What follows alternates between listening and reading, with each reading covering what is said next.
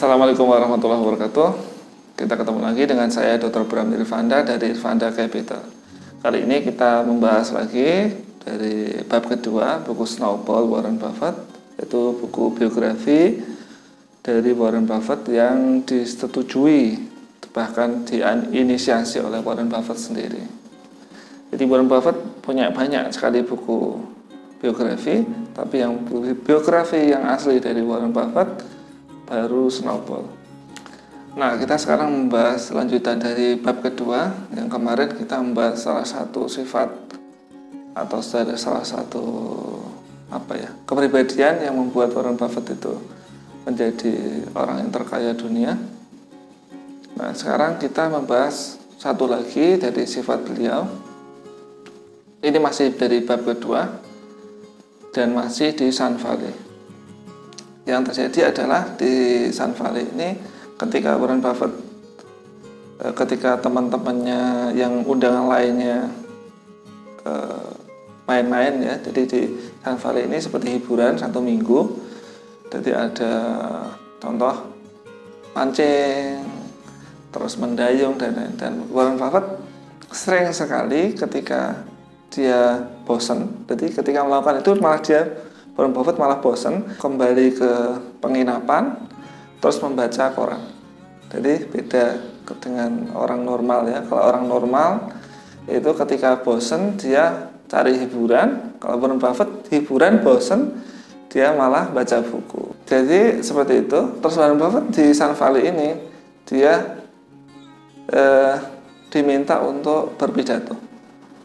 Jadi di pidato bagian terakhir setelah banyak pidato-pidato dari tokoh-tokoh lain,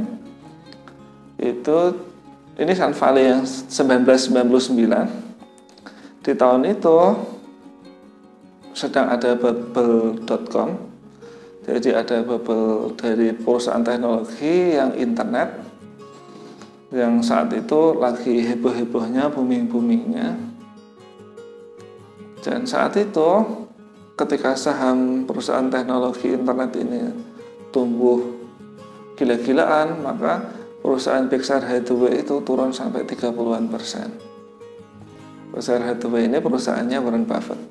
Nah, yang terjadi apa? Jadi orang-orang yang berinvestasi di internet, perusahaan internet ini mengejek Warren Buffett kalau Warren Buffett ini sudah ketinggalan zaman, sudah tidak hebat lagi. Kok bisa-bisanya Warren Buffett yang temannya Bill Gates kok bisa tidak investasi di teknologi lah gitu, omong-omongnya gitu-gitu. Kemudian Allen & Co, CEO-nya itu menunjuk Warren Buffett untuk pidato di hari terakhir. Nah, Warren Buffett bagus sekali pidato tentang spekulasi. Jadi saat itu perusahaan-perusahaan internet itu di valuasinya PER-nya itu lebih dari 100. Bisa membayangkannya, jadi dalam waktu 100 tahun baru balik kalau labanya sama. Jadi seperti itu, PER-nya lebih dari 100, bahkan ada yang PER-nya lebih dari 200, 300. Bahkan ada yang sama sekali tidak pernah untung, jadi sudah di IPO-kan dan naik sampai lebih dari 10 kali lipat dari harga IPO-nya dalam waktu hanya beberapa hari. Dan tahun 99 ini dot-com bubble-nya sampai tahun 2000. Tahun 2000 terus kemudian pecah. Nah, apa yang dijelaskan Warren Buffett ini yang menarik. Jadi Warren Buffett di saat itu beliau menceritakan kalau 1964 sampai 1981 itu bursa saham itu tidak naik. Jadi posisi 1964 dan 1981 itu posisi bursa saham di 694. Jadi sama 694. Itu dalam waktu 17 tahun itu tidak berubah, bursa saham tidak berubah. Nah, jadi saat itu perusahaan-perusahaan yang .com itu divaluasi dengan valuasi yang sangat ngawur, yang sangat gila-gilaan, sangat mahal, ratusan kali dari PER-nya, bahkan yang masih rugi pun dinilai seperti itu. Sehingga yang terjadi adalah euforia. Jadi banyak euforia itu kegembiraan berlebihan. Jadi orang-orang merasa sangat sangat optimis sehingga merasa oh ini pasti sukses gitu. Akibatnya harga saham perusahaan-perusahaan .com ini jadi harganya naik-naik terus setiap hari. Makanya yang pemirsanya di pertemuan Sun Valley ini itu sebagian besar adalah eksekutif di perusahaan .com, dan Warren Buffett ini menjelaskan kalau spekulasi itu pada akhirnya akan hancur. Warren Buffett menggunakan dua contoh, yaitu perusahaan mobil. Di Amerika dulu ada lebih dari 2000 perusahaan mobil. Ketika abad 20 awal tahun 1900-an itu ada penemuan mobilnya. Jadi di Amerika terus ada lebih dari 2000 perusahaan mobil. Bisa dibayangkan, mobil tentu saja di abad 21 sangat penting ya. Jadi untuk mobilisasi dan lain-lain. Bayangkan ada 2000 perusahaan, dan di Amerika saja itu 2000 perusahaan. Kemudian di tahun 99 2000 tadi semuanya bangkrut kecuali 3 perusahaan. Jadi seperti itu. Warren Buffett menjelaskan lagi perusahaan maskapai penerbangan. Jadi di Amerika dulu itu ada lebih dari 200 perusahaan maskapai penerbangan, dan tersisa cuma beberapa saja di tahun 1999. Nah, ini yang perlu kita cermati. Jadi Warren Buffett menjelaskan kalau ketika ada industri baru, ada bisnis baru, itu tentu saja mudah sekali dijual. Kenapa? Karena tidak ada perbandingan kuantitatifnya. Semua kita, contoh nih, ada Tokopedia, Bukalapak.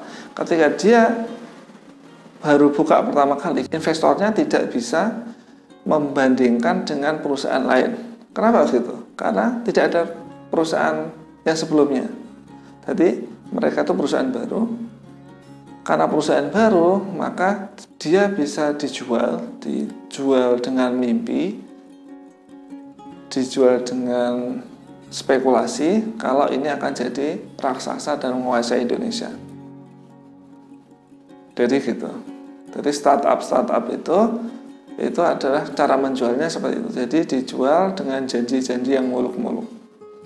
Dan Warren Buffett di tahun 1999 itu mengungkapkan kalau sebagian besar perusahaan yang ini, jadi perusahaan yang menjual mimpi ini pada akhirnya akan bangkrut. Jadi hanya sebagian kecil yang nanti bersisa. Nah, karena tadi perusahaan-perusahaan baru startup, kalau di tahun 99 perusahaan .com, kalau sekarang mungkin startup yang aplikasi, itu perusahaan baru di bisnis yang baru sehingga mudah dijual karena tidak mempunyai perbandingan kuantitatif. Jadi tidak ada perusahaan lain yang bisa dijadikan benchmarknya. Nah ini, karena itu perusahaan baru mudah sekali dijual. Startup itu dihargai mahal karena itu.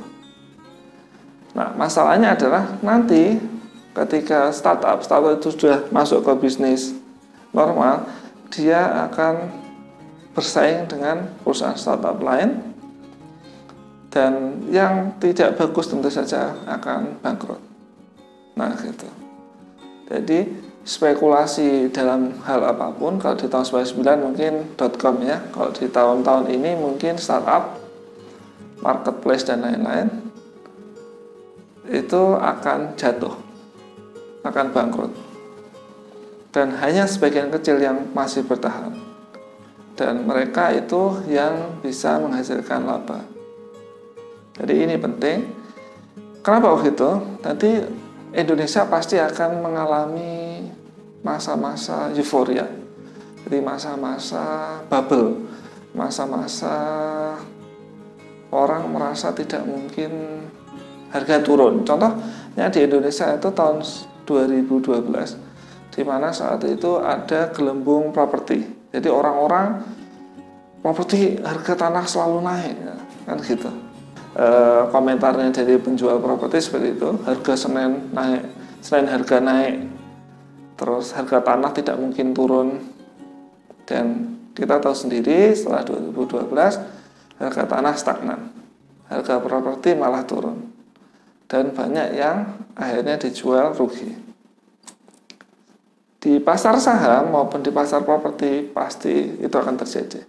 Jadi suatu hal yang harganya kemahalan, suatu hal yang dibeli karena euforia harganya naik terus, pada akhirnya akan turun.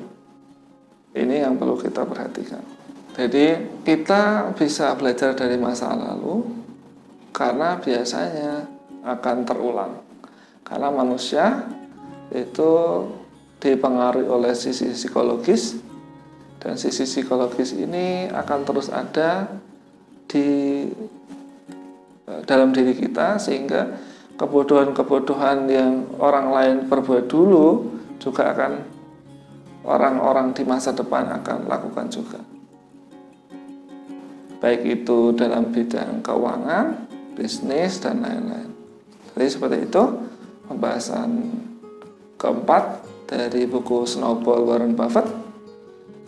Terima kasih atas perhatiannya. Kita ketemu lagi insya Allah di kesempatan mendatang. Assalamualaikum warahmatullahi wabarakatuh.